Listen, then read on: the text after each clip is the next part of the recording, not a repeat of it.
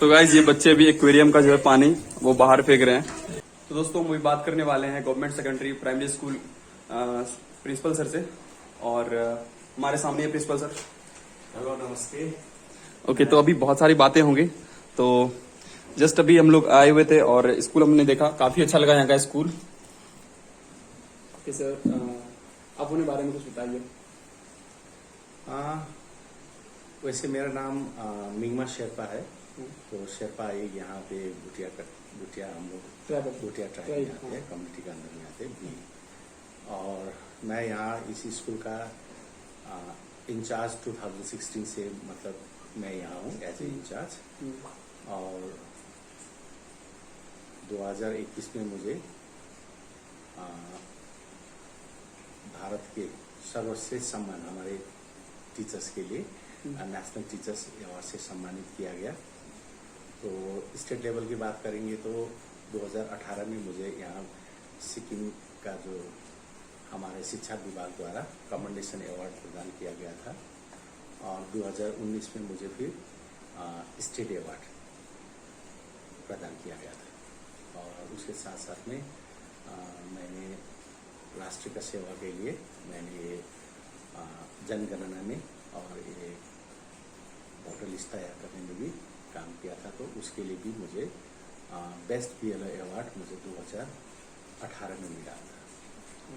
तो और अभी अब 2016 से मैं यहाँ कार्यरत हूँ, और अभी मेरा और 2025 तक मेरा सर्विस है। उसके बाद मैं रिटायर और आप लोग यहाँ पे आए हमारे इस सिक्किम के, मोस्टली ये पहले उत्तर सिक्किम कहा जाता था, तो अभी उत्तर सिक्किम का डिस्ट्रिक्ट मंगन है। और मंगन का लूम गांव में और इस प्राथमिक पाठशाला में आप लोग आए, इसके लिए मैं आप लोगों को स्वागत और धन्यवाद। तो आपको सर बहुत धन्यवाद यहाँ के लोगों को। और यहाँ के लोग इतने अच्छे ऐसे ट्रीट करते हैं जैसे लगते हैं हमारे फैमिली जैसे हैं, और मतलब दिल छू जाते हैं जैसे इन लोगों ने हमें ट्रीट किया है। और जहाँ पे मैं रुका हूँ वो भी काफी अच्छे हैं, और लोग यहाँ पे मीन्स लोग से ही एक तरह से ऐसा लगाव हो जाता है जहाँ भी जाते हैं हम लोग। और लूम सबसे अच्छा मुझे लगा सिक्किम, जब से मैं इधर घूम रहा हूँ। और नॉर्थ ईस्ट में घूम रहा हूँ, करीब आज से 5-6 महीने से मैं नॉर्थ ईस्ट घूम रहा हूँ। मैं बहुत सारे स्टेट से लगे हूँ अभी। उसके बाद अभी मैं सिक्किम आया हूँ। तो और यहाँ बताइए यहाँ पे कितने बच्चे पढ़ते हैं और कहाँ तक क्लास है यहाँ पे? तो क्योंकि ये मेरा प्राथमिक पाठशाला है, तो यहाँ 5वीं तक मतलब पढ़ाई होता है। और इस लास्ट ईयर इसमें 32 बच्चे थे, तो इस साल एक बच्चा कम है, 31 बच्चे हैं सर टोटल करके। क्योंकि यहाँ पे पॉपुलेशन बहुत ज्यादा कम है, इसीलिए तो यहाँ पे 30-31 बच्चे ऐसे करके ना। हाँ। और टीचर्स के फंड, टीचर्स लोग मतलब फंड्स किस तरह से मैनेज होते हैं? ओके, तो यहाँ पे जो एजुकेशन मीन्स टीचर की जो फंडिंग होती है वो कौन से गवर्नमेंट के द्वारा होती है और कैसे होती है? टीचर्स का फंडिंग तो सिक्किम राज्य सरकार के द्वारा ही होता है। अच्छा। और अभी मेरे यहाँ पे 5 टीचर है, तो उसमें से 4 टीचर जो है रेगुलर है, और एक टीचर जो है उनको अभी प्रोबेशनरी टीचर कहा जाता है। इससे पहले उनको एडॉप्ट में कहा जाता था, लेकिन अभी उनको प्रोबेशनरी टीचर कहा जाता है। तो एक है, और मैंने अभी क्योंकि अभी 5 टीचर को 5वीं कक्षा के साथ में फिर हमारे 2 किंडरगार्टन भी है, तो LKG और UKG को साथ साथ में बाल बाटिका को चलाना थोड़ा मुश्किल हो रहा है। तो मैंने सरकार से विनती किया है कि मुझे रिक्वेस्ट डाला हुआ है। और क्योंकि अभी इंटरव्यू भी चल रहा है, तो PPT का और लैंग्वेज प्राइमरी टीचर का, तो मुझे सरकार द्वारा और डिपार्टमेंट द्वारा आश्वासन दिया गया है कि ये इंटरव्यू खत्म होने के बाद प्लेसमेंट भी हो जाएगा। तो मतलब और भी टीचर यहाँ पे जुड़े हैं? जी, और 2 टीचर जुड़ेंगे। अच्छा, PT के लिए और जो आपने बताया? जी, लैंग्वेज के लिए, PPT के लिए और लैंग्वेज के लिए। फैसिलिटीज बहुत अच्छी है बिहार के। हाँ, जी, मतलब एक्चुअली जो बिहार में जो स्कूल्स वगैरह होते हैं, मैंने देखा है वहाँ पे, मतलब ऐसा नहीं कि वहाँ पे चीजें, वहाँ पे इतना भी गरीबी है कि अच्छे स्कूल्स में फैसिलिटीज नहीं हो सकती, लेकिन कुछ चीज है जैसे कि लोग उस चीज को इम्प्लीमेंट ही नहीं करते हैं। अगर कोई फंड्स आता है तो वो लोगों के जेब में ही रह जाता है। मोस्टली ऐसे बिहार इन सब चीज को लेके भी थोड़ा सा डाउन है, बाकी करप्शन जिसे कह सकते हैं आप। लेकिन मैं यहाँ पे देखा ग्राउंड लेवल पे चीजें बहुत अच्छे से, मैंने कुछ देर पहले मैं सब जगह घूम घूम के वीडियोस बना चुका हूँ। तो मैंने देखा कि यहाँ पे बहुत अच्छे, तो मुझे बहुत कुछ अच्छी अच्छी चीजें सीखने को मिली। जैसे कि सबसे अच्छा तो मुझे वो तरीका लगा जहाँ पे उन्होंने प्लास्टिक का बहुत अच्छे से यूज किया है। जैसे उन्होंने प्लास्टिक को कट किया और उसमें मिट्टी डाला, और इतना ब्लेस्ड होने के बावजूद, मतलब चारों तरफ फ्लोरा एंड फौना से भरा हुआ है, मतलब जंगलों से भरा हुआ है, फिर भी यहाँ पे मतलब पेड़ लगाए जा रहे हैं। ये सब चीजें मुझे बहुत अच्छी लगी पर्सनली लेवल पे। तो आप क्या मैसेज देना चाहते हैं जो बाकी लोग भी अगर देखें तो इन चीजों को इम्प्लीमेंट कर सके, क्योंकि बहुत सी चीजें हैं जो कि हमें यहाँ से सीख रहा हूँ। देखिए, हमारा अगर पर्यावरण ही नहीं रह गया तो संसार में कुछ भी नहीं है। सही बात है। तो हमारा कर्तव्य यही रहेगा कि पर्यावरण को सबसे पहले तो सुरक्षित रखना है। और क्योंकि बच्चों क्लास पहली कक्षा से बच्चों को यही सिखाया जाता है कि हमें पर्यावरण से क्या क्या मिलता है और हमारा उनका पर्यावरण का योगदान क्या है।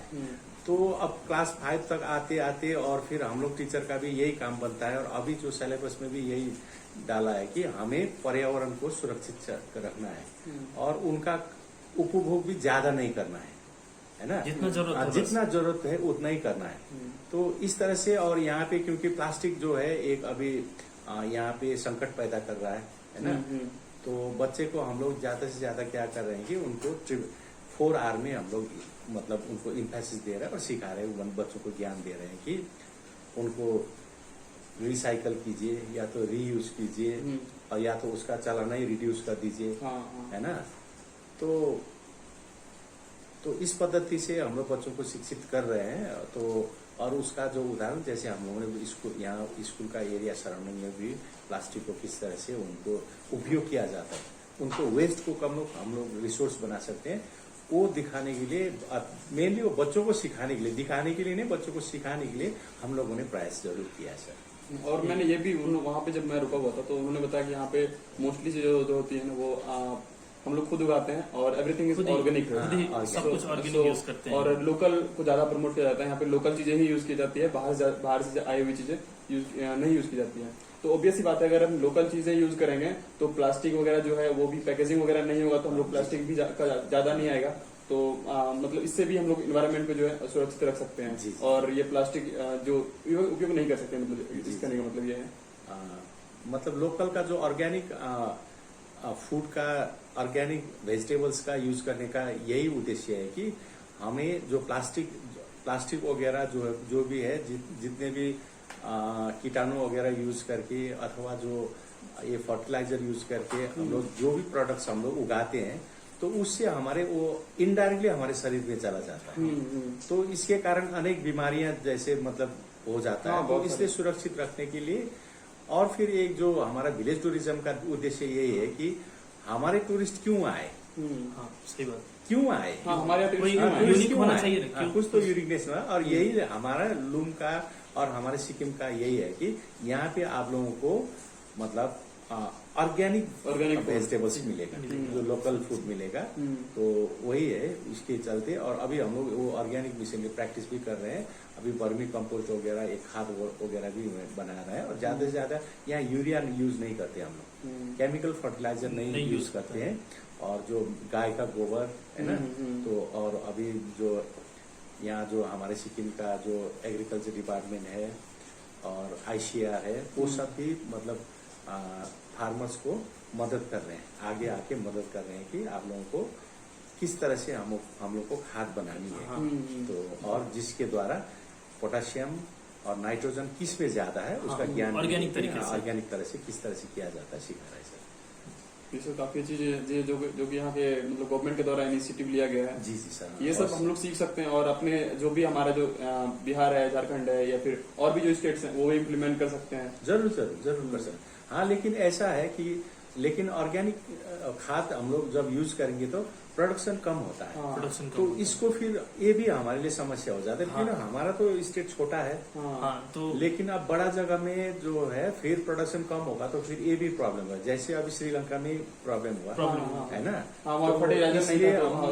एकाएक हम लोग नहीं कर सकते, इम्प्लीमेंट नहीं कर सकते हैं। हाँ, लेकिन धीरे धीरे कर सकते, इंडिविजुअली हम लोग कर सकते हैं। सपोज अगर हमें अपने लिए उगाना है तो हम अपने फार्म में उगा सकते हैं, तो वो कर सकते हैं। ऐसे अगर सभी लोग इंडिविजुअली करने लगेंगे तो इससे वो धरती से जुड़े भी रहेंगे और फिर उसके बाद मतलब पर्यावरण को भी सुरक्षित रख पाएंगे।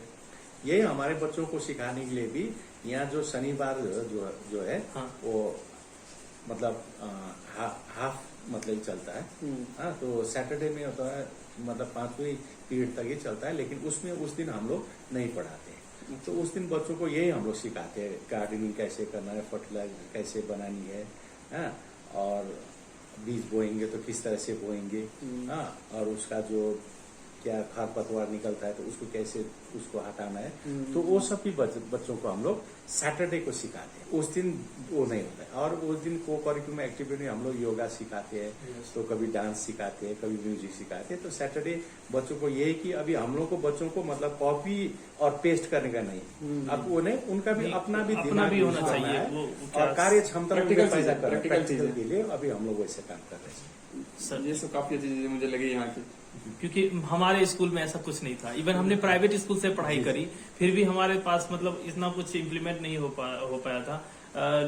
इवन हम तो ऐसे स्कूल से पढ़े ना जहाँ के आई थिंक मुझे ऐसा लग रहा है कि मैं बहुत कुछ मिस कर दिया हूँ। सीरियसली बता रहा हूँ, मैं जिस स्कूल में पढ़ा हूँ और काश मुझे उस तरीके से पढ़ाई होती जो मैं यहाँ यहाँ पे देखता जैसे होता है, हो हूँ, रहा तो मुझे लगता कि कहीं बेहतर एक और अच्छा प्लेटफॉर्म मिलता मुझे ग्रो करने के लिए। और शायद हो सकता है किसी अच्छे फील्ड में।